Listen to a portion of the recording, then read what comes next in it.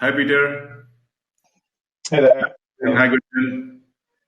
Hi Peter, hi Maxim, hi I Nitin.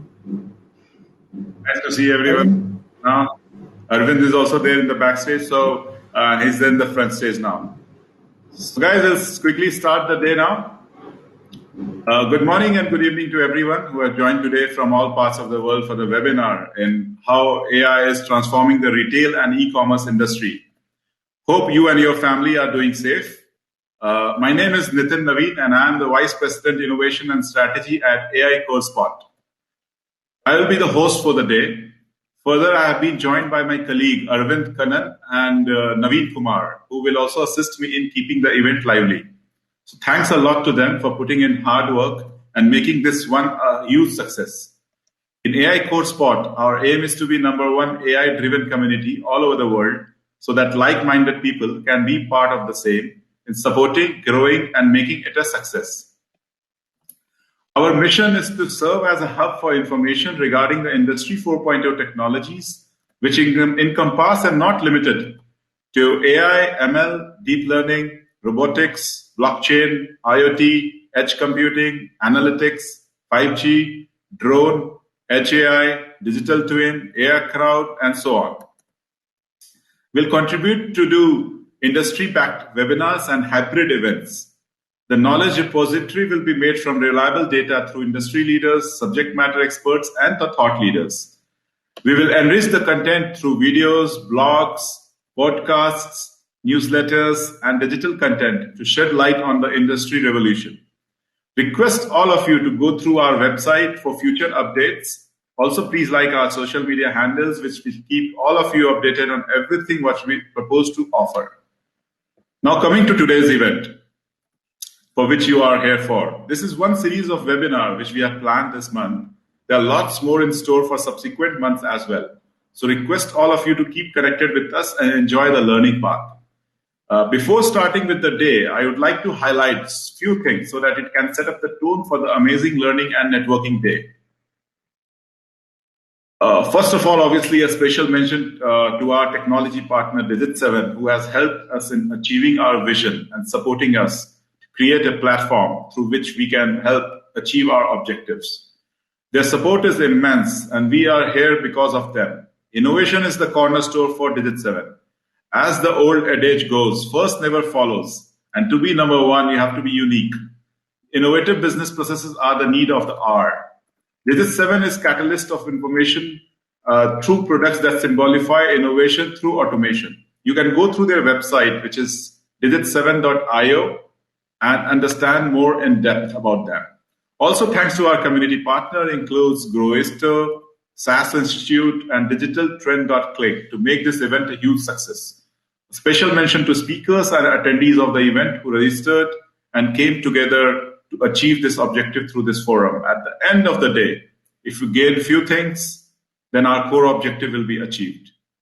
There will be few polls which we'll be conducting throughout the day, and the message will be broadcasted to everyone. As soon as you can see the same, kindly attend at them. It will give a lot of value addition to the speakers who are speaking, and they will be also seeing parallelly those polls. If anybody wants to ask question, that is very important. If anybody wants to ask question, they can ask after the end of each session through the Q&A tab, which is at the right corner of the menu option. They can also ask questions at the end of the entire session, but I'll prefer if you ask each speaker at the end of their session. It will make it more interesting. You can even raise the hand. There's a hand button, which is there for you, for all the attendees, and you can come to the stage to ask questions to the speakers. Either you can switch on your video or you can ask keeping off your video. That's up to you. Now I will quickly go through the agenda for the day and let you all get introduced to the speakers and their topics so that we can start the day.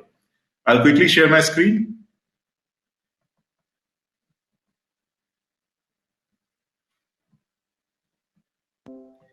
So hope you can see the screen.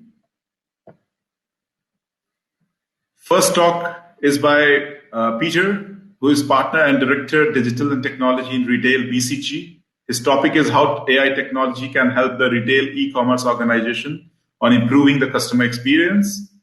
Then the next is Mr. Gunjan, Chief Product Officer, Groister. This topic is how AI-based personalization can help us increase sales.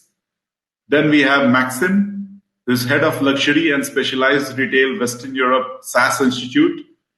His topic is analytics and AI opportunities for luxury and specialized retail. Then we have Marco, who's founder and CEO of digitaltrend.click. And his topic is the way AI is transforming the e-commerce UX. So I think you all have a great topic for today, and you will have a lovely experience with the speakers. So I'll let Peter do the talking and take his topic forward. Over to you, Peter. Thank you. Wonderful. Thank you, Nitin. And really nice to see such a good initiative like AI CourseBot to get sort of real momentum and also sharing and learning from each other. Impressive. Thank you. Thank you, Peter. And we'll continue to do that. Thanks a lot for your support. So let me share my sort of presentation. Here we go. So as sort of Nitin already introduced, what I would like to share is an overview of how AI is truly transforming the retail and e-commerce industry. And I would like to do that based on my sort of experience working at the Boston Consulting Group as a partner director. Over the last 13 years, work a lot with retailers on actually establishing different digital and technology capabilities. And what is sort of interesting in that work is that it's not only understanding the technology, how to change it, but it's also understanding how the experiences can be changed and also how the organization needs to change themselves to actually enjoy a new way of working and really leverage technology in the best possible way. And I think especially AI is a very powerful tool. If done right, you can truly sort of take a massive leap forward. But let me introduce a little bit more what we see in the market. Because I think the world is really changing rapidly, with all the digital and data sort of capabilities we see evolving. First of all, there's a massive data explosion. I think you've all seen the graphs of sort of the big hockey sticks of truly sort of driving data everywhere. We really understand what customers are doing, what business activities we have, what market trends we see, and especially with different ways of sort of sensors and different way of measuring the world around us, we collect even more data. We also see a very much of a pervasive digitalization everywhere. Everywhere we come, everywhere we touch the supply chain, everywhere we interact with retailers, there is sort of some level of digitalization. Think about omni-channel, buying stuff online, pick up in store. Think about sensors, walking around the store and knowing where you are. You're always connected to your mobile device. That really sort of pervasive digitalization is truly giving us additional opportunities to do something with data we weren't able to do before. What I think is truly unlocking and accelerating this whole sort of world of AI is in the last few years, the enabling technologies. I think the fact that we have processing power at our fingertips through cloud providers has massively changed the way how we think about this. Also, data storage is becoming a sort of a very low cost of actually executing different sort of innovations. Also, as Nitin already said, things like robotics are really sort of changing the way how we then interpret data, how we use the insights created from data and AI to then actually execute upon, and also how we then automate different processes. And it's not only the way how we sort of think about working internally, but also our consumers are changing rapidly as well. We're all consumers ourselves. So just the way how we engage with brands anytime, anywhere. And we're also expecting a very personalized experience is changing a lot. I think this has been quite different in around the world. When I work with my clients in China, it was definitely a different consumer out there than there was in, for example, in Europe or in the US. However, I see a very big sort of equalization around it. I also see, for example, in Africa and in South America, also consumers popping up who really want to engage in a very different way. You might almost say whatever was in China a few years back is now almost everywhere. And again, if you think about sort of the Chinese consumer experience, things like, for example, the social media channels, how that's sort of really changing, the live videos where people are sort of also experiencing products and services is really pushing the boundaries even further. And I think last but not least, also new market forces, the new ways how companies interact with each other, how suppliers are being sort of working directly with consumers, how many more sharing economies we see popping up, how many more marketplaces we see everywhere, crowdsourcing of and joint collaboration of buying is definitely changing the way how we work. And I think all those market forces really help us to interpret digital and data in a different way. And that's the fun part of where we are at the moment. So the world is changing a lot. And what is really interesting to see is that the winners are actually the ones who combine both the technology and AI capabilities together with the humans. The way how within BCG we frame this is actually we see a very strong reason around the strategy and purpose of each company driven around the technology. And so how do you organize your data? How do you apply AI on top of that? But also how do you modularize your technology landscape to be able to respond to changes in the world around you, to quickly sort of spin up a certain capability and then maybe sort of more ruggedize or industrialize those capabilities over time, but then sort of maybe grow something else again. Think here, for example, about the growth from mobile to voice to other sort of front-end interfaces. You need to think very modular if you want to be able to sort of really set up your data platform in the best possible way. That's the technology piece. Very, very important also is the human piece. People have to work differently. You have to be organized in more like a platform organization instead of a much more sort of hierarchical organization. Also, the way how you attract talent is very different. The way how you have to attract talent, and digital talent specifically, how they work and build new technologies, that's one part. But also, how do you interpret new technologies? How do you sort of make sure that your talent is able to be educated, but also be recruited in the right possible way? That will also change the way of how you work, not only within the organization, but also with third parties. And both the technology and the human together create a human sort of a bionic experience. And those experiences are actually the real rubber hits the road. That's where the value is being created. That's where you change the way how you operate the company. That's where you change the way how you provide customer experiences and also how you build new relationships. Really good bionic companies are also evolving and making new offers, having sort of new services to provide to your customers as well. And I think this whole sort of bionic experience is what we normally see as being actually the big piece of work. Technology, we'll also hear from the speakers coming after me that actually that is getting quite sort of stable and there's a lot of good stuff out there. Human capital needs to be evolved and definitely will get you there. But the real hard work is actually making sure that you develop those bionic experiences together with your colleagues in the companies you work for. The good thing is that being bionic also have shown being very beneficial in the COVID crisis. This is a study we did recently where we looked at different companies where we see who are the digital leaders and which are digital laggards, so who are less sort of bionic, and look at their market capitalization.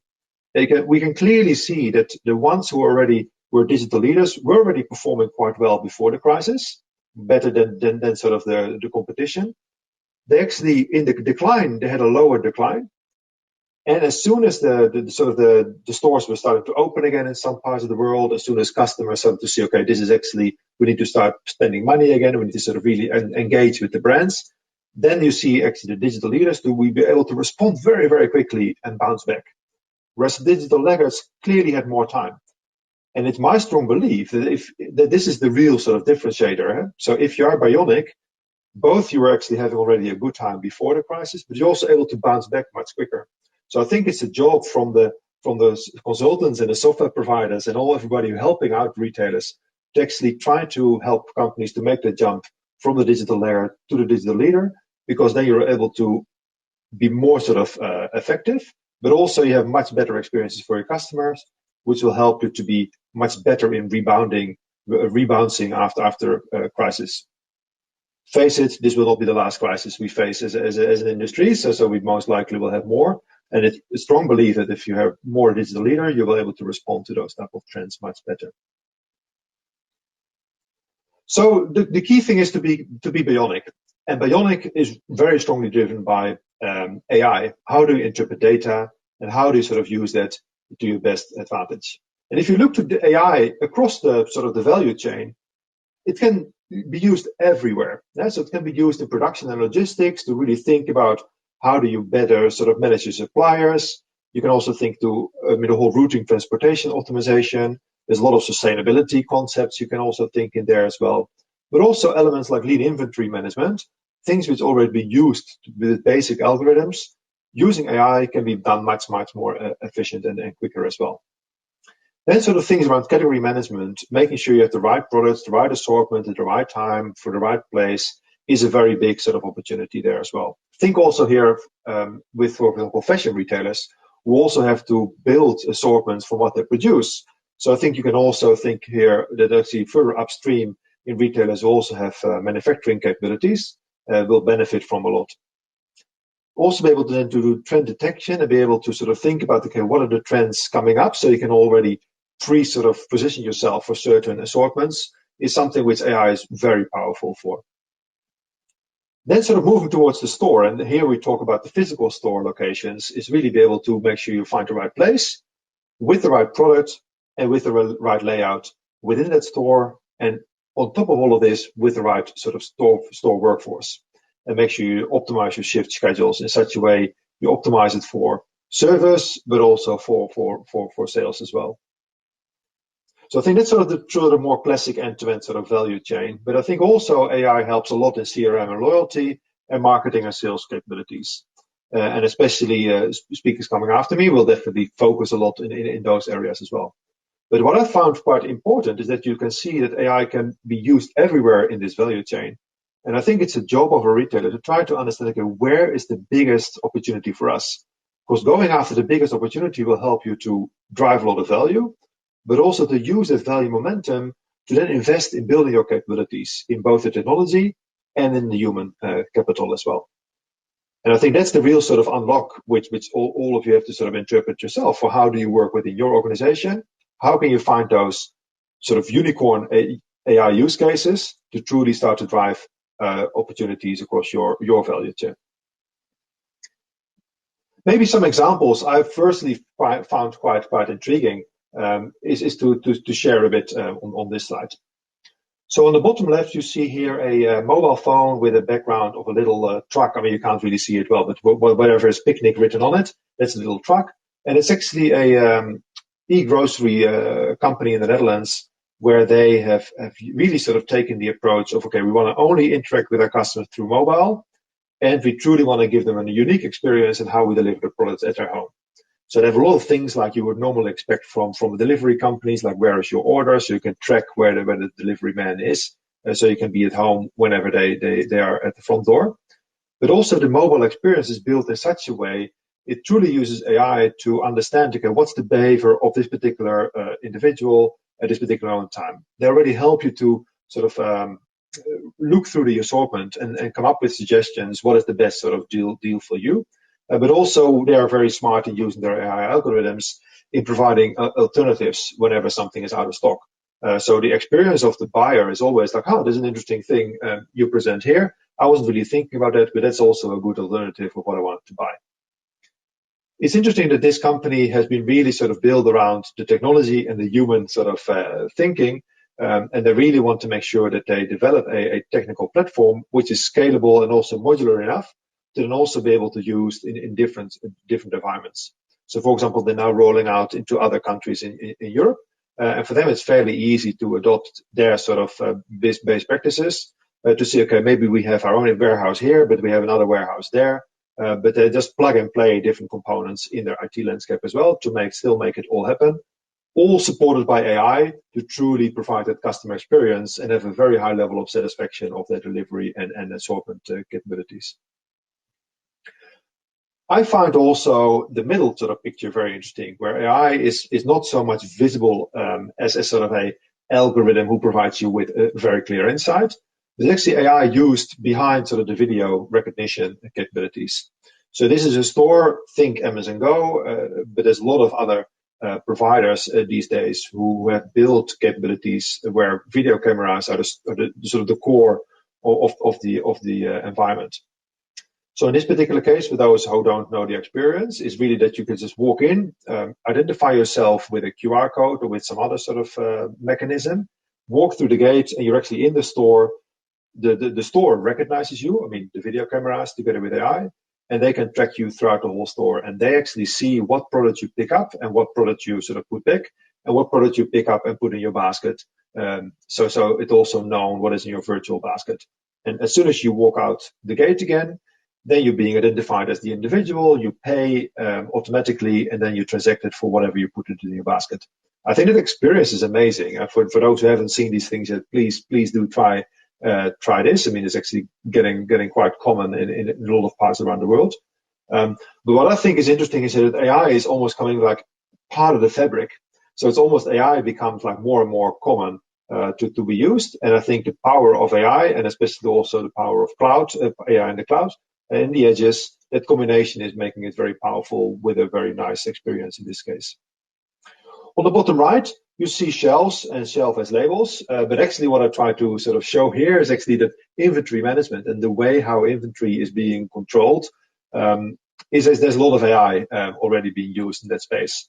For example, I just saw quite a lot of announcements over the last week with Walmart really saying that they use AI to sort of identify substitutes if they have an out of stock situation, and then try to sort of make sure that the shelves are still look sort of very well filled.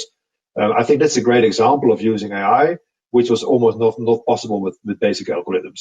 So you need to sort of needed to optimize that in a much different way. Also using electronic shelf as labels. It's only at the beginning they were only seen as replacement of the paper shelf as labels, but now you start to use AI behind also pricing mechanisms and understand the behavior of prices across the day. You can even sort of modify the price. You can even sort of change the way how the sort of display looks like to really attract the customer and make sure that they buy the particular products at stake. I think also here what you see coming up is that a lot of different video solutions are being used as well to truly sort of map the state of the shelf. And so I think having the shelf as a mechanism in the store to provide the products, but also to have the shelf as an experience point in the store will definitely be important. And it's a very known fact for most retailers operating physical retail stores that having very good sales, having not too much out of stock, also increases the satisfaction of the customer and improves the sort of the size of the basket as well. And this is true for grocery, and of course is also true for other sort of parts of other verticals. And you have to sort of reinterpret that concept if you want to go to more like the luxury or to the fashion industry. But similar sort of models can be built, and AI is definitely a core enabler of all of that. So as you can see, quite a lot of different ways where people have started. And I think this again comes back to this idea about, okay, if you want to really build great customer experience and satisfaction, you need to really pick what makes sense for you. What is the right sort of use case to drive? Where can AI play a role? And then use that momentum to build sort of your capabilities in both the technology platform and in the human capital. So maybe I'd like to sort of wrap up this sort of 15 minutes with a sort of, okay, what's next? Of course, it's a bit of a crystal ball. I mean, nobody knew what was coming up, but I think there's actually three things for me which are really important to think about. First of all, AI is going to be visible and more sort of integrated into more use cases. Retailers will come up with more amazing sort of examples where you can actually truly use AI to make a difference, to make either the experience more pleasurable, to have a really sort of high level of satisfaction in the shopping journey, but also to make store operations way more efficient. I think there's still a lot of retailers out there who really can benefit from a way more efficient execution machine.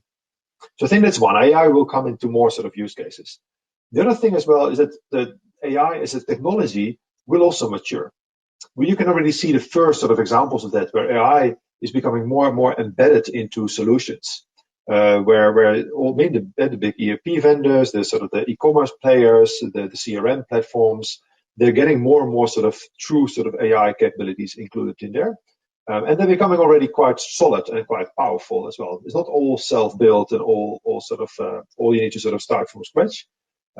Also, those technologies are much more componentized, so it's also much easier to mix and match and try to find the best solution coming out there.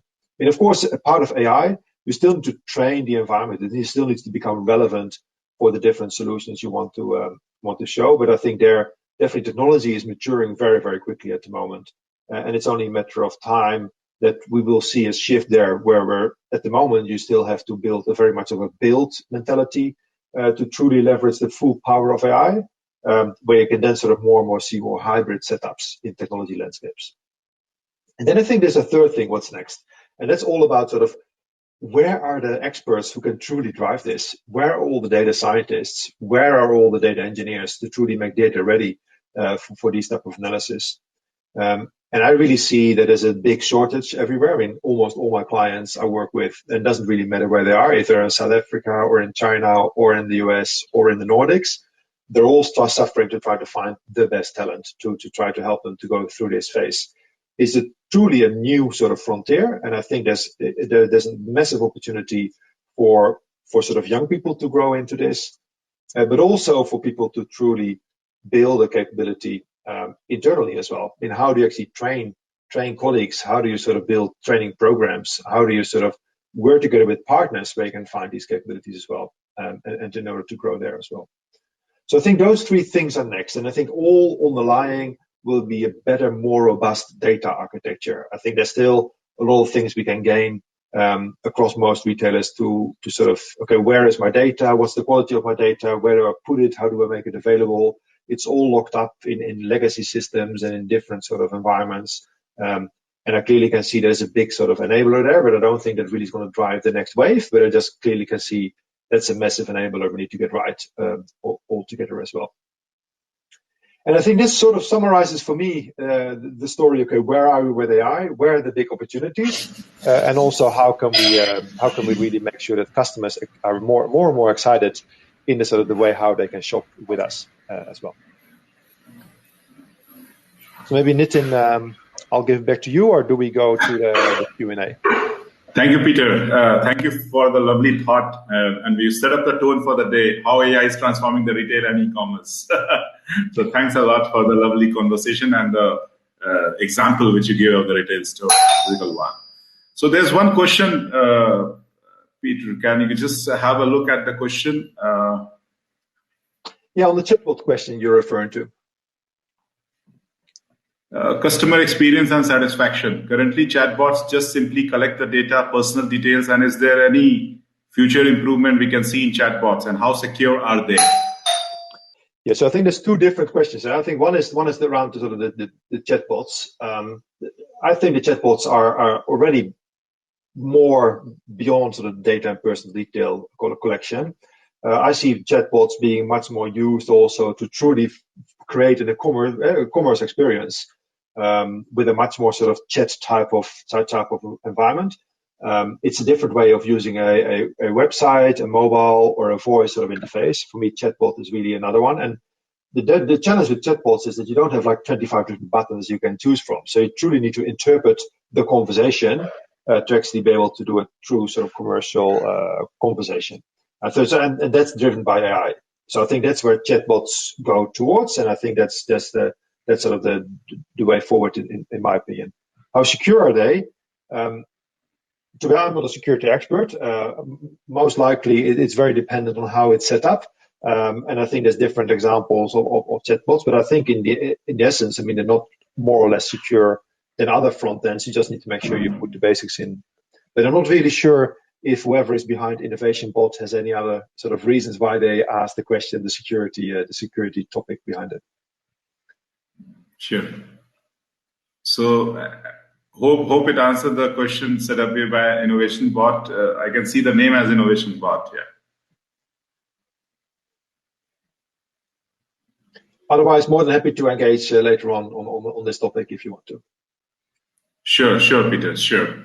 And any question, guys? Any other question which you want to ask to Peter? We can take 1 minute before we move on to our next presenter. If you have any questions, you can just type in the chat box.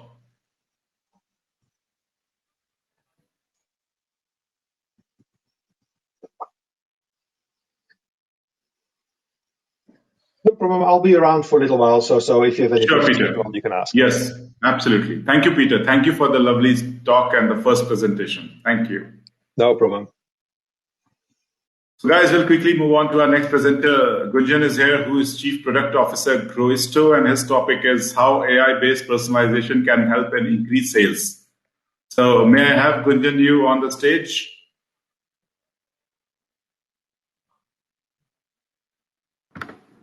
Thanks, Nitin.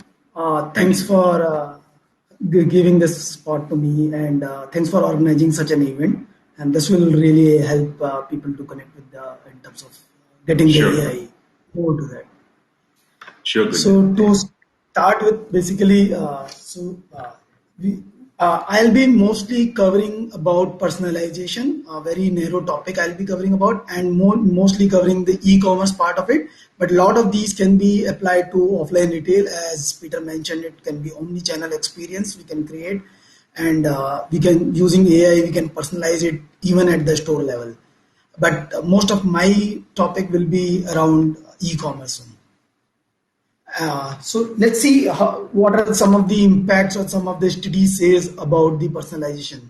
So we have seen like there is a study done by McKinsey in 2019 which says 51% of advertisers say personalization is their priority, but only 15% of CMOs believe their company is on the right track with personalization. So there is big gap between what people are thinking they are doing with personalization compared to actually what they are doing. And that is where basically we need to be aligned that we are really focusing on it.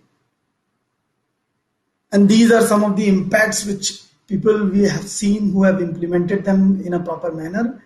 They have seen like their 20% increase in sales using personalized experience. There is a study which shows 80% of shoppers are more likely to buy from a company that offers personalized experiences. Or 77% of consumers have chosen to recommend or paid or refer to a brand that provides a personalized experience. So personalization do help. We all love the personalization. And my presentation will be talking about how can we implement personalization and use AI to make it even robust personalization throughout our e-commerce portal and e-commerce journey of.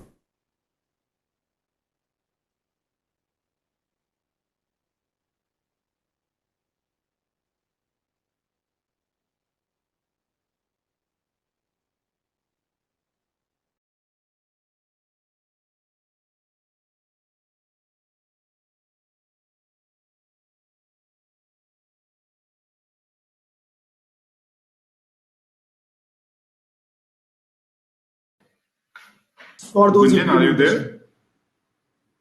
I am. Hello? Okay. Yeah. Sorry, I Am I lost audible? you. Yeah, no, you're audible. Correct. Oh, So, Gunjan, there's one question by Sam. What can be personalization besides product recommendations?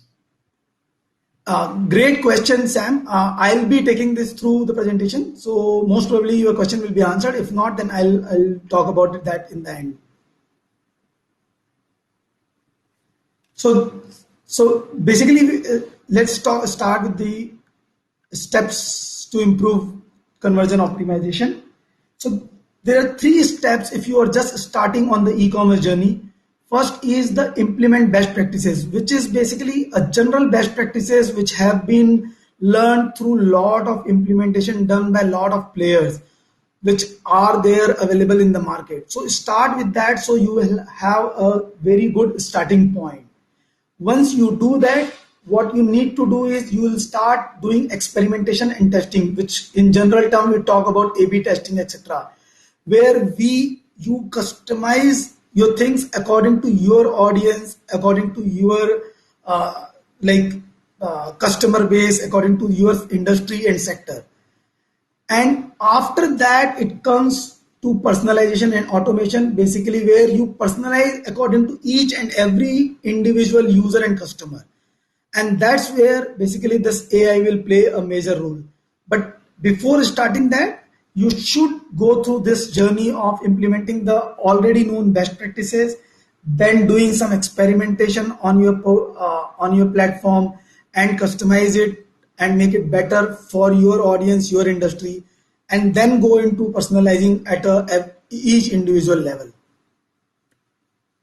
Once you want to do that, you'll need a lot of data. And in the first two stages, you should be collecting this data so that you are ready to move to that third stage.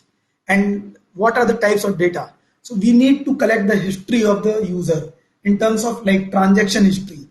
If we are omni-channel, we should collect all the transaction history of them from even from the stores, from the website, from the mobile app, from all other touch points, basically, whatever there, what are their browsing history, we should have those data. Cart abandonment, what are they adding to the cart but not buying it? So they are not covered in the transaction history, but we should have those data. We should also take their reviews and rating data. What are they reviewing? What are the kind of reviews they are writing? What are the ratings they are giving to what kind of products? All those data are very important, and we should keep collecting that data from the very start, from the initial step itself, so that we are rich in data when we want to implement the third step. And then the current, basically, so when the user is at this point of time in your platform, you should have their data collected at the real time, and this data should also be used while doing the personalization. So their browsing details, their cart details, whatever their product right now in the cart. And then the third part is segmentation of the user based on mostly the historical data, but sometimes the current data. You segment the customers into different profiles so that you can use other users' data also to give them a personalized experience. How do you segment them? You segment them on terms of the transaction pattern. You segment them in terms of the similarity and the gap in the similarity, so that if the other users have done some similar behavior, but they have done some extra steps, those can be applied to these users also. So this segmentation is also a very important step in terms of personalization, and that's where the machine learning or AI deep learning algorithms comes into picture. We'll talk about personalization. So as Sam asked, basically you can do personalization at various levels. Some of the examples are you can personalize at a search. Your search suggestions can also be personalized. So when users are trying to search for something, you can personalize their suggestions which is given to them, so that they will search the right word, they will search the right product from the start itself. Once they search for it, the search results should also be personalized based on what their browsing history, what their current browsing pattern, whatever their transaction history was, whatever their products are there in the cart. Based on that, we should change the search result for them. Once we have the set of results in the search, we should sort them also based on the user. Means the more promising product should be on top. How do we decide that? Based on, again, the data we have, the history we have for the user, the current we have for the user. Here the segmentation parts become much more useful, because when we segment them into a specific set of customer, we can learn from their behavior also, and we can give them sorting based on what they did when they searched for this term. So we can sort the results on them. We can change the filters also based on what kind of filters they were applying earlier. We can change filters. We can prioritize those filters also, which we can move them up, which are more used by this specific user. So let's say a specific user is very price conscious. So sorting by price or price filters should be on top because they want to use them. So make that easy. And let me tell you, the two core thing for improving your conversion is reducing mental load of the customer and reducing physical load of the customer. What do I mean by mental load? Is basically that user should make lesser and lesser decision, or you should not make them to make too many decisions or too many confusing decisions to them. Make it simple for the user. Make it simple for them to take decisions. And what do I mean by physical load is they do not have to move too much their hands, etc. to do the work. Basically, to click, reduce as much click as you can, reduce as much as mouse movement you can. All these have impact. And in fact, there is a study done by Walmart. If you increase 1% of your page speed, means they do not have to wait from one page to another page. The conversion improved by 20% for Walmart at the level of Walmart. So those kind of things do make things, but we are only talking about personalization over here. So I'm not going to those things, but I'm saying reducing mental and physical load is very important. And by doing personalization, we are doing that. We are making them not to make too many decisions or not to do too much effort to search for what they are looking for. Hope you guys are with me till now. Then we come to personalized recommendation. In terms of recommendation also, we can recommend complementary products, we can recommend supplementary products. In fact, if we are really leading in that space, we can create custom product combos for them based on their pattern, their history. This is like creating a custom product for them, which is not available to each and every individual. And we can do that on the real time based on their data. And we have implemented this for one of our clients, and they saw almost 12% increase in average order value. This is again one of the client where we see 88% increase in revenue and 68% increase in purchases after deploying a deep learning strategy in a single homepage recommendation widget. So basically, we just changed their homepage to provide product recommendation in the homepage based on the user's data, and we saw this much impact in them. So personalization do have really big impact. Again, you can personalize your marketing and promotions activity also. You can create specific offers according to the user behavior. If there are too many offers going on for you, then you can select which offer to show to which user. That's also personalization. Some users might prefer free shipping compared to a discount on the product. So you can show them those offers which they want to, which they will be attracted to. Marketing messages. So the emails we send, the kind of marketing messages we give it to them through different channels, we can customize it. We can send products also in those messages according to the user. We can give offers on those messages according to the user. We can even talk about how many of such users are doing coming to the platform, how many of what those users are doing. That also gives you social credibility. So personalization can be done at a marketing messaging levels.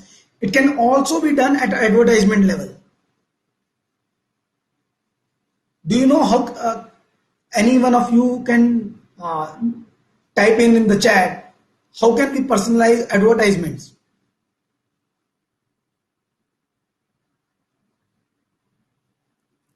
So let me tell you, basically we do remarketing. Most of you must be doing remarketing, but what we do in remarketing, we provide a single message, single content to each and every user, but we can customize that according to the user.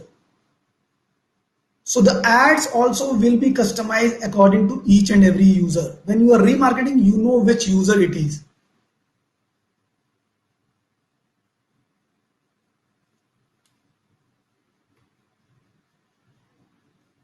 Now we'll come to the steps of implementation. I'll be talking about very high level how to implement those steps, but we can talk in details in Q&A session or on a one-on-one. So first and most important part is data gathering, which we should start from the step 1, which I talk about whenever you have started. You have already implemented first 2 steps and haven't gathered data, no problem. You can even start from tomorrow. Start gathering data, as much data. Start gathering relevant data. Try to figure it out what all are relevant to you. Start gathering data from all the channels. Whatever channels or touch points your users have, start gathering data from them. Collect data anonymously so that you do not have to worry about the GDPR or any kind of data leak problems. So gather these data anonymously. We can talk about this in detail, that how can we gather the data anonymously and still provide the personalization. But when we work with the clients, we collect most of their data in anonymous format, so that they do not have to worry about the data leak or the personalization or the GDPR or any such regulations of the laws. Then second step is, once you have enough amount of data start gathering in there, you should start working on the segmentation part of it. You should start building segmentation models. Segmentation can be done on demographics, can be done on transaction patterns, can be done on their browsing behavior, can be done on if other data are there. We can do segmentation on that. Even while doing segmentation, you should do it anonymously. You can do it. You have to have all the data of a user connected, but you should not need to know who the user is at a physical level. So that is where like the segmentation is. Once the segmentation starts happening, and in segmentation also you should keep two type of segmentation. One is like what is the similar audience and what is the gap in those audience. So there will be 80% similarity in this audience, so I am segmenting them together. But you should know for each and every individual what is the 20% gap they have from the segment. And that will help you a lot in terms of increasing your sales behavior or personalization, because that gap will most probably going to get filled over the period of time. And that's what we have seen from last 4 to 5 years of implementation. So you should always segment them in terms of their commonality and then find out what is the gap between the segment and each individual. Then you should define personalization. You can't implement personalization in each and every area together. So you should define it, whether you want to start with search, you want to start with product recommendation, you want to start with messaging, offers, promotions. Where do you want to start with? Define your goals. And according to that, you will start basically working on the last step, which is basically building deep learning models, machine learning models, and use all the data and segmentations you have done, and you provide the goals, and that's where the magic starts happening.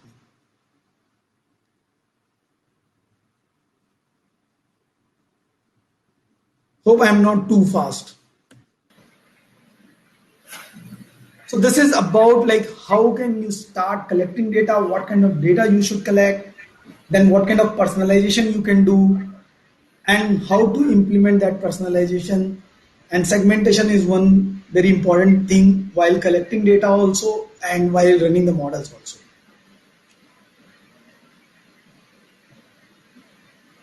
Nitin, over to you. Yeah, sure. Thank you. Thank you, Gunjan. So hope I was just checking any questions if it is there. So hope Sam's question was answered. What can be personalized besides product recommendations? Sam, you can type in your answer if your question was answered, or if you want to ask any further questions, that also you can ask. Anybody who has any questions, you can just type in the chat. There's a Q&A section. Type in your question and you can ask the speakers instantly. Yeah, great. Thanks. Sam told thanks to you, Gunjan. Thank you, Sam. If anybody has question, I am around. We can take it one-on-one, specific questions around the implementation part or the data gathering part, segmentation part, anything. Thank you, Gunjan. Thank you for the lovely presentation and showing how AI-based personalization can help in increase sales by all the process which you showed. Thank you, Gunjan. Thanks. So, guys, we'll move on to our next presenter. Maxim is here, who is head of luxury and specialized retail, Western Europe, at SAS Institute. His topic is analytics and AI opportunities for luxury and specialized retail. Over to you, Maxim. Maxim, we can't hear you.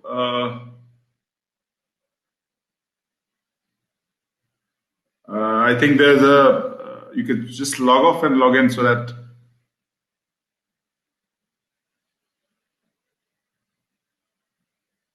No.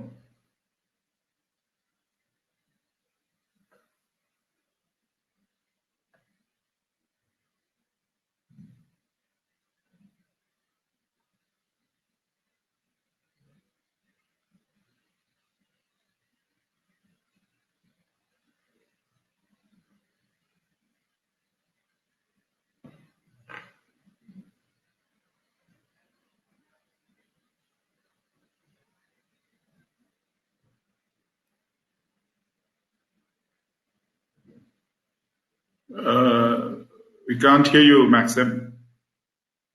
And here, yes. Okay. Yes. Okay, so and just one more try.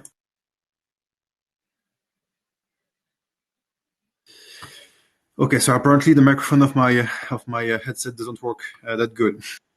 Okay. Sure. You hear me? Thank you. It's the most important. So thank you very much, Etin, to guest me for this event, and thank you for the team. Thank you to the team. So yeah, you introduced the topic. I'm going to share with you my presentation.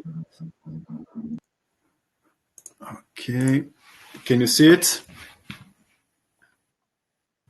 Yes, we can see it. Perfect. So yeah, so like you said, I'm in charge of Maximilian, I'm in charge of the luxury and specialized retail, and today I'm going to talk with you about the analytics and AI opportunities for luxury and specialized retail. So I'm part of SAS Institute. SAS Institute is a software vendor specialized in AI and analytics. And so we work also specifically on topics about AI with luxury and specialized retail sector. So prior to go more in details in the use cases, I think it's important to put again the context that leveraged AI today, because there is, maybe you already know about it, but there is a different element that really leverage the capabilities of AI, making value for any business. And the first point is, of course, with the data storage and processing costs that decrease. The second one is about digitalization by the use of IoT, like you introduced, Nitin, previously, and also with the increase of the use of the mobile phones and the apps. The third point is, and it's a very important point, is as digitalization help you to take internal data and very specific to your business data, open data, the open data and open source help you to accelerate your way of developing AI using other data, external and exogenous data, and also to add some models and algorithm that can be developed through different open source communities. And the last point, which is also very important, is the cloud. I think Peter talked about it previously. Cloud that really help to leverage to upscale your analytics and your AI capabilities through, for example, containerization in terms of IT techniques. So all those four pillars are the basis where the COVID context really increased the AI capabilities to provide value for different industries, and in our case for luxury and specialized retail. And we can see that through the digitalization with different channel in terms of customer experience and customer relationship. For example, with the eCommerce channel, and we can see, for example, from few analyses such as Bank of America, the Showspring Research analysis, that in less than 2 months at the beginning of the pandemic, the penetration of the retail shares has almost doubled compared to the situation end of 2019. To give you in figures, so 16% in 2019, that took almost 10 years to get at this point. And just after 2 months, 27% of penetration in the retail share.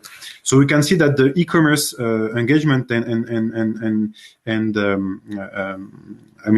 engagement of the e-commerce has drastically increased with the COVID situation.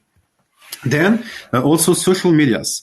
For example, in France, there is a study from Social Life 2020 from Harris Interactive that show that 40% of French internet users say they have created an account on social network and instant messaging application during the lockdown. So here's also a strong increase of in the use of this second channel, this second digital channel for customer relationship.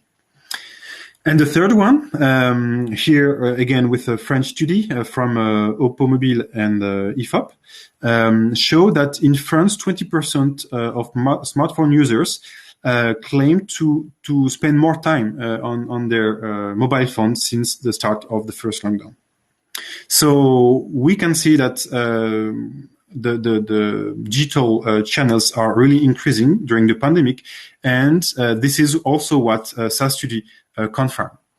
So I give you maybe a lot of figures, but I think it's important to really understand what is the context now and what we are going to. So in our study made by SAS EMEA Research, we did a study about what would be the experience and especially the customer experience in 2030.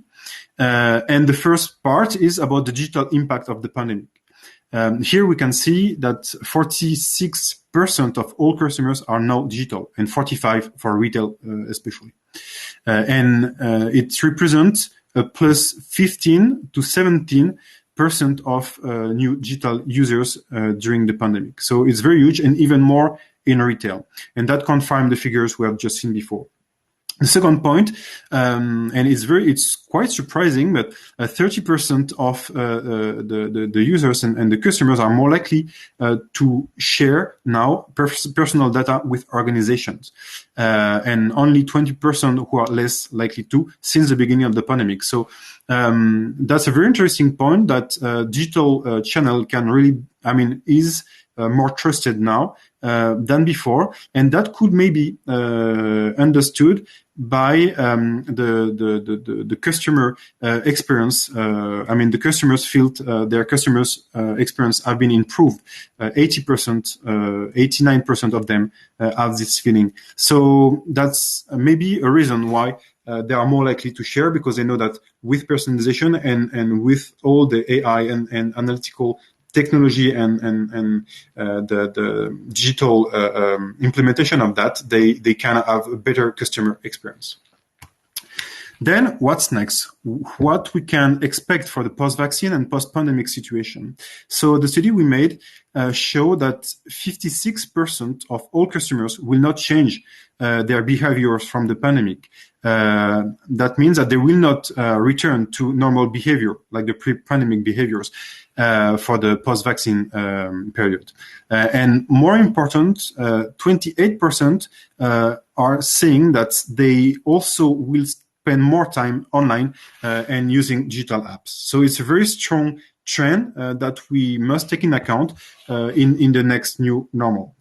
While 30% of the people are them more thinking to come back to their previous habits with the same shopping habits as before the pandemic. So it's very interesting to see that there is a strong will of more, of an increase of the digital channels and also somehow the AI capabilities. There is a strong will from customers to benefit from that. Also, and a positive point coming from our study is that 90% of customers plan to spend more against 9% who plan to spend less. So it's quite enthusiastic too. I'm quite enthusiastic with those figures for my customers. Then some new elements, some further elements about this context, and that also can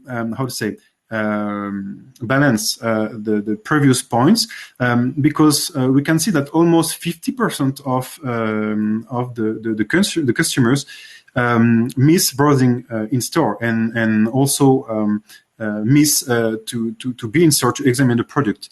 So that's a very important point, like around 50%. So that's why the omnichannel approach is very important, I think, for the post-pandemic or the post-vaccine situation. Also, 80% of consumer value the convenience as their top 3 priority. And here is, I think, a strong point about customer experience quality. Same as the next point, the third one, 48% claiming that they will ditch a brand after just 1 or 2 poor experiences. So here we can see that the customer's experience has a strong impact, and especially with the approach with the GDPR, the opt-out situations, increasing the customer's experience and the customer journey quality is, I think, one of the key points for the post-pandemic situation to increase the sales.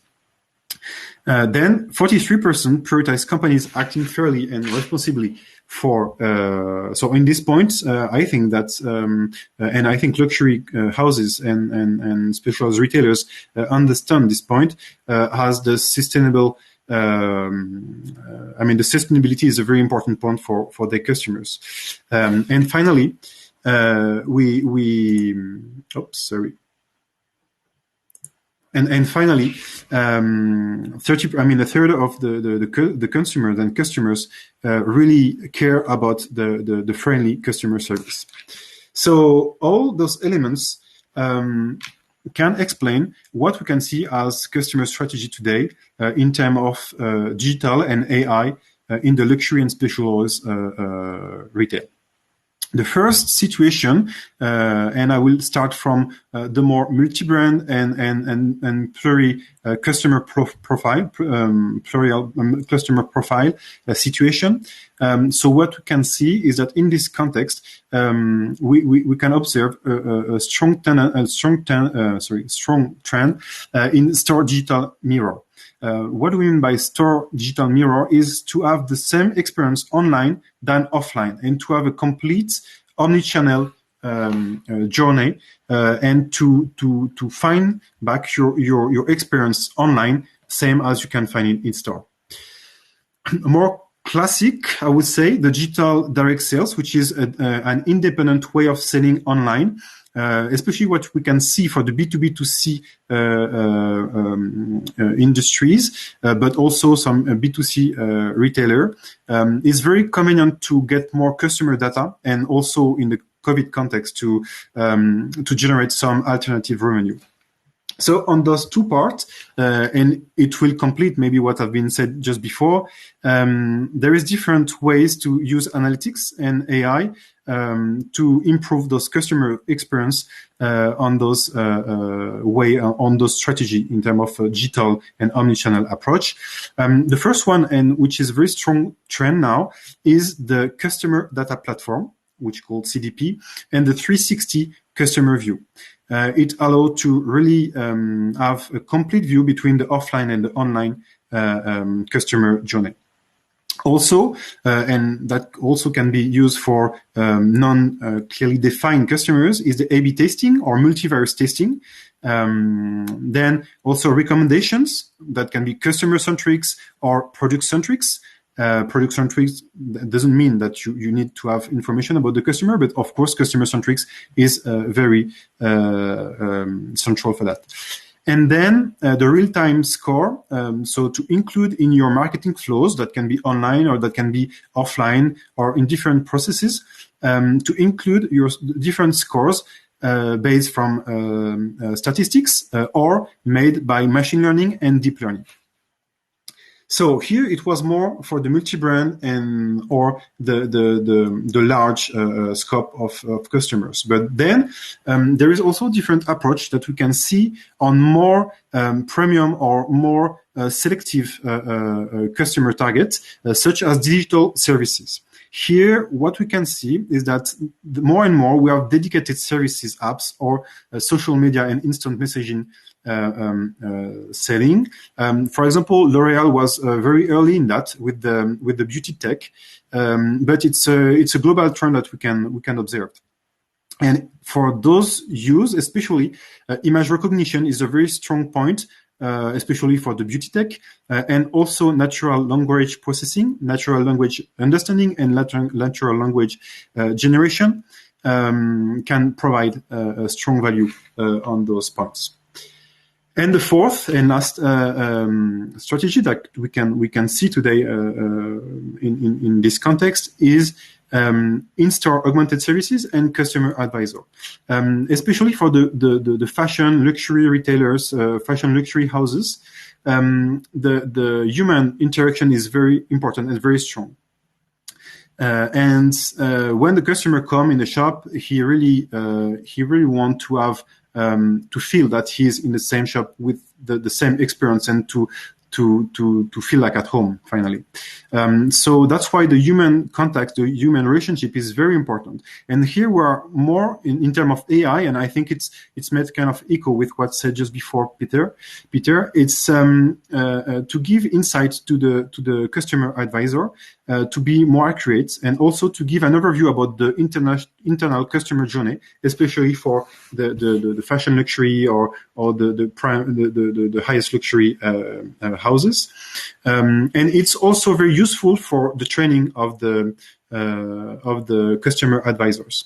For example, helping through recommendations and also through continuous training with bots, for example. Then, we talk a lot about customer experience and also brand prestige, which is quite linked to this topic. We have seen some of the topics that can be interesting using AI, and some others can complete that. So you can work on the customer knowledge, on the omni-channel journey, on the customer marketing return over investment to optimize your campaign management. You also can use those technology for the social media exposure management, especially to protect the brands about fake news, bad buzz, and also to help to understand what is the customer impact through the marketing campaigns, especially the social marketing campaigns. And finally, the in-store retail experience that I think will accelerate with the post-pandemic context through, for example, the corner staffing, the in-store traffic, the product allocation, the assortment optimization, and the price management. So we can see that in customer experience and to help the brand's prestige, there is many ways to do it with AI, but there is also some challenges coming. Just before was said about the GDPR, and of course the data privacy is a big challenge for the customer experience, and much more with the incoming question about the cookies. So there is other topics where AI can help. For example, to be more sustainable and to help in the resources issues. Typically, and I really invite you to read this study. Chanel did a study about that called Mission 1.5 degrees. Where they analyzed their carbon dioxide emissions, and it's very interesting to see that 24%, even 29%, if you include the customers, of their carbon dioxide is linked to the final product transportation. So it's a very huge amount, and with the demand forecasting and AI helping for the demand forecasting, and also transversal omnichannel stock optimization, we can really help in decreasing this amount of dioxide emissions, maybe up to 10%. So it's a very strong impact just using AI to have such a strong impact in terms of environmental issues. Another point is about the product quality, which is not only about environmental, but which include this point for the product design quality, for the cost price prediction, especially, for example, in jewelry or fashion or watches, and their optimization. And the third point is about the assets maintenance that also contribute in this environmental and resources issues. Then the final point, which is quite linked with all the others, is the continuous monitoring for business excellence. So here it's about improving all the processes using AI analytics and different functionalities, such as, for example, network patterns in terms of fraud, counterfeit, and supplier integrity, to help to improve all the process. And it also contribute, for example, it can contribute for the online fraud and counterfeit mitigation, because if we, I mean, with this strong increase of all the digital channels and also the new project that have been launched last year, there is a strong threat through the fraud and the counterfeit online. And so it's a point where we can help, especially by a correlation between different data that can help to identify threats. It's also the case with point of sale fraud prevention. And product product loss. And finally, also to help, especially in this post-pandemic situation, the supplier excellence and agility with the continuous monitoring and the non-compliance insight to really focus on the key points and to be more agile, especially with some companies that could be in difficulty and end. So that's also a very interesting point with that we can focus with AI. So I hope it wasn't too fast. In any case, if you need further details about the figures and especially country by country, I invite you to connect on the link of our last study, so which is COVID-19 continuing to change customer behavior. And of course, I'm here for your questions, and I thank you very much for your to attend to this session. Thank you, Maxim. Thank you for a lovely presentation. Guys, any questions to Maxim?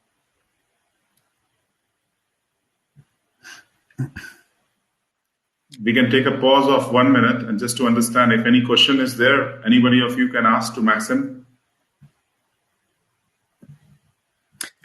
Marco, are you there?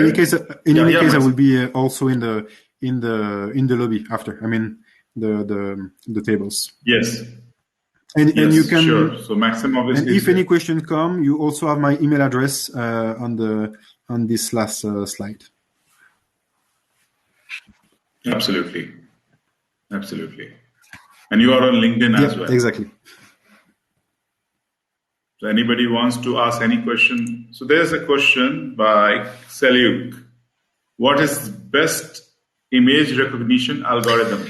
It's a very tricky question. It really depends on what you want to do. Actually, for example, if you want, I was working on a topic about, for example, the quality for textile. And the thing is that there is, for each situation, for each use case, you need to use the best approach. Sometimes it can be a kind of clustering with pixels that link to a machine learning or deep learning algorithm would help to identify, for example, some defect on the product, or if you want to identify a product or people. Each situation is very different, but a very important point is maybe not the algorithm. The most important point is to have, prior to that, is to have the pictures, to have a picture that you can use and exploit to train your AI if you want to use AI for that. Depending on the AI use.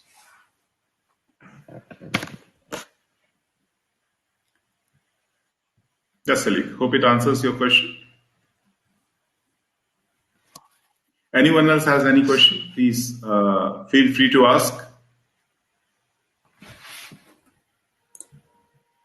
Marco, are you there?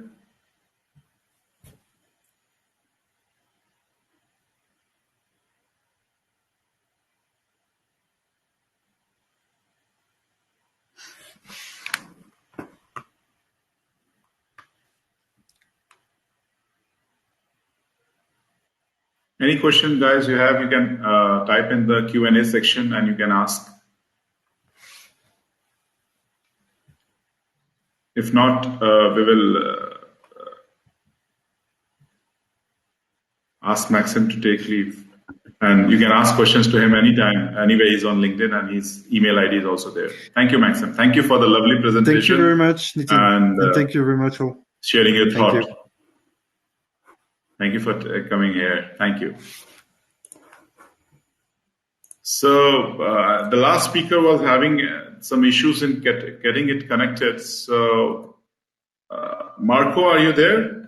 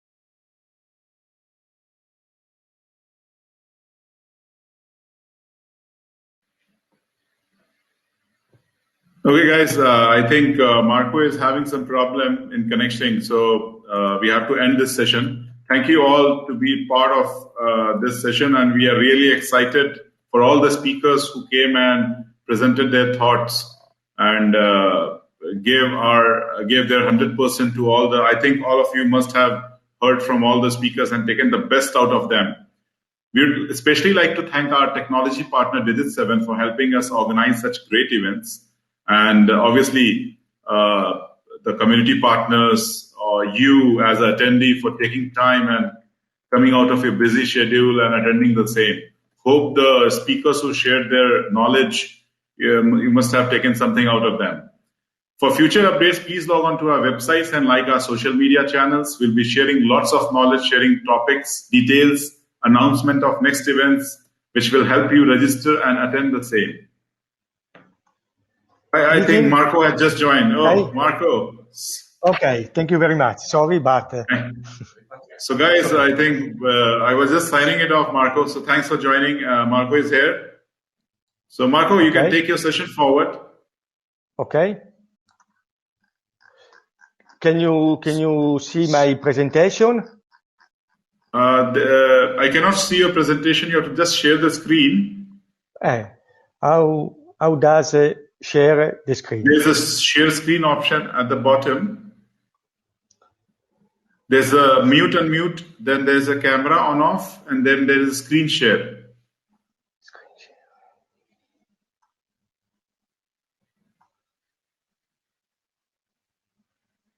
At the bottom. Okay. Yep. When you click on that, you can open your presentation. Okay. Yes, we can see that. Okay. And we can see that. Okay.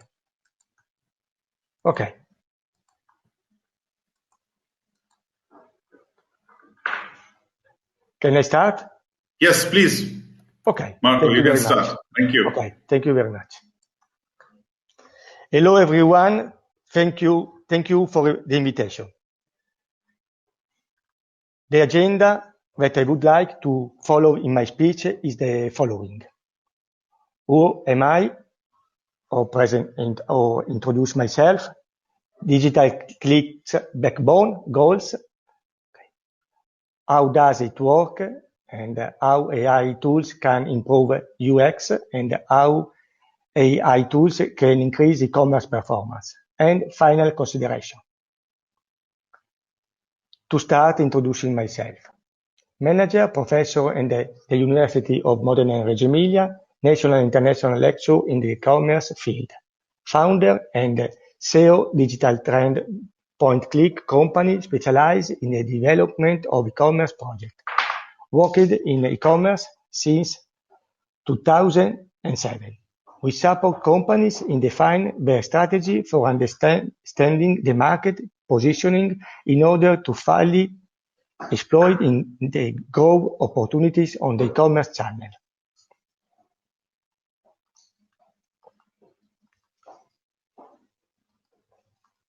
The important points in the history of the company are 12 years old web agency full e-commerce, in-depth knowledge of the Italian and international economic context, omnichannel e-commerce innovation services.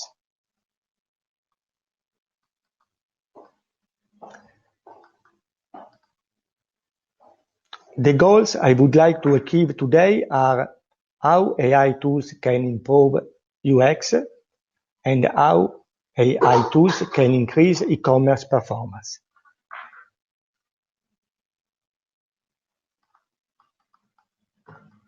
How does it work? AI tools. The user software goes to the commerce site, performs search about product, browser the site in the search of the product. Once he has purchased the product or services, his behavior is recorded in a database and an algorithm tries to predict the behavior for similar users in order to offer a proposal of product and personalized offers. So the user surf on the e-commerce, recording in data platform, algorithm about tools AI, and customization about product, services, pricing, and so on.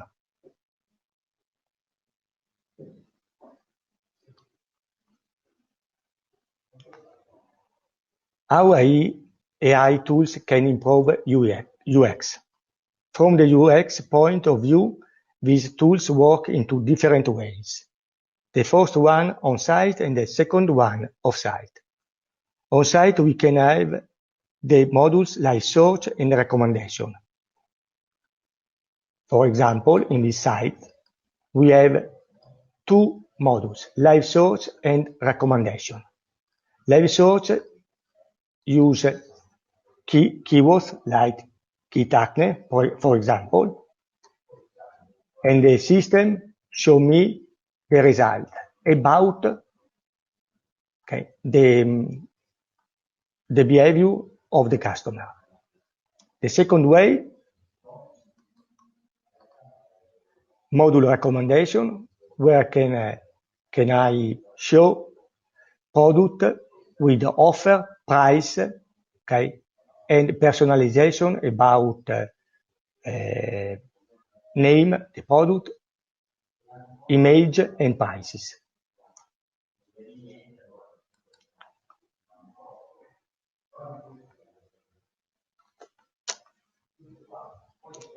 The second one, system of site, we have modules for email customization and modules to extrapolate specific target to be used on future communication, such as lookalike on Facebook or similar audience in Google. For example, to customize email,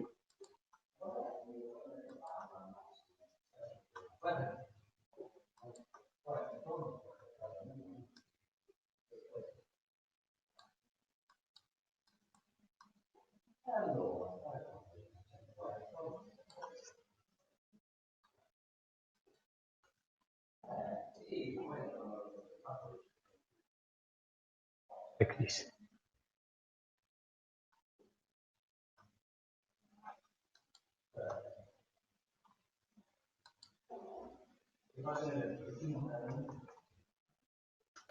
Yes, we can see that, Marco. Like this, okay? Okay, like this. We can show the product, okay, that the customer search on your e-commerce.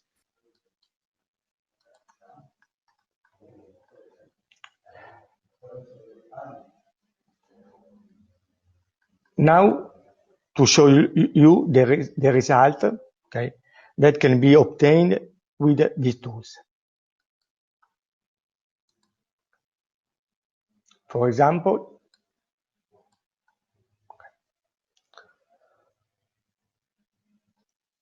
I bring you to the dashboard of a concrete case so that you can see the result together. The tool has the following analysis module: our dashboard, where I can show the increase to spend more money, or where the tools contribute to improve your revenue, like this, for example, or what the total amount of orders and product sold, for example, the contribution about search, about module recommendation, about module email, or other module. Tracker orders, where can see what orders with the tools I increase, for example, this order, with details where can I see the source about contribution, the detail of a product, and how many sales, and where the contribution about page of the e-commerce.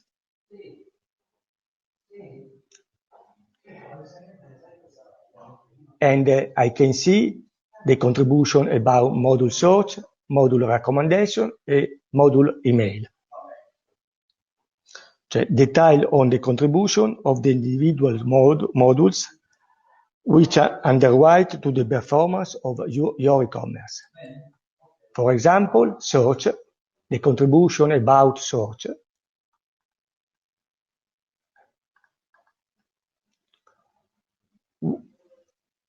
what are the queries that the consumer, the customer has used on the live search. Recommendation, the contribution about recommendation to improve your turnover, and total added order value from recommendation. Email, the same results. Campaign revenue by the period, and campaign KPIs.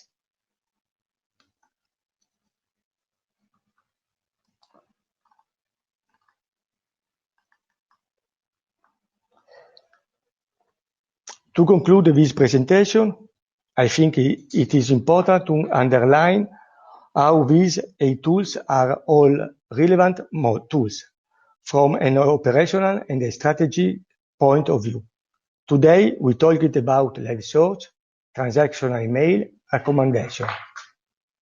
At the last but not least, we do not underestimate the logic of price competition, that is a tools allowing you to manage price competition in real time, in order to manage your margin without reducing turnover. We will talk about this next time, and believe me, it will be very interesting. I just have to thank you for your attention, and thanks Nitin on once again for the invitation. Thank you, Marco. Thank you. Sorry we had a technical glitch, but luckily you joined and gave an interesting presentation. Hope guys can take something out of your presentation, and you have mentioned your phone number and email ID as well. If anybody wants to connect with you, they can connect instantly. Okay. Yeah? Thank you very much, Nitin. Thank you, Marco. Thank you. Thank you. Bye. Bye. So guys, that marks the end of the webinar, which we had. We had four interesting topics, 4 interesting speakers presenting from their own way, sharing the experience. Hope you guys enjoyed a lot, and see you all.